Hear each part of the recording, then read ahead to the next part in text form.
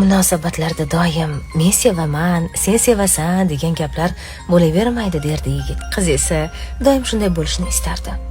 Ammo kunlarning birida ularning o'rtasidan olamish o'tib qoldi. Qiz avvaliga o'zining norozichiligini bildira olmadi.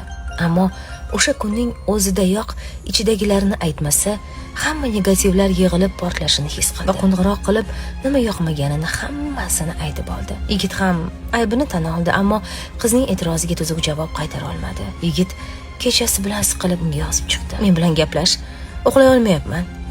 Qiz esa aytganlaridan yengil tortdi, ammo qalbi og'rib uxlab qoldi. Ertalab qarasa, telefoniga rosa SMS kelgan. Kechir, men bilan gaplash, qayerdasan? Qiz yigitning e'tiborsiz qolmaganidan xursand bo'ldi va ertalabdan ular uchrashdilar. Boshqa urushmaylik, kelishdikmi? dedi yigit. Kelishdik, dedi qiz va yigitga qarab, keling, doim shunday qilamiz. Bir-birimizga nimadir yoqmasa, darrov aytamiz. Yigit esa aytgandim-ku senga.